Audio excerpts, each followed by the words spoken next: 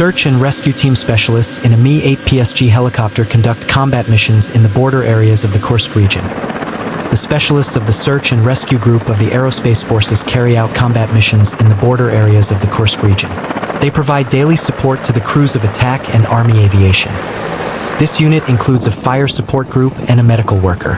Its main tasks are continuous monitoring of the situation, evacuation and rescue of pilots, and their transportation to a military medical institution.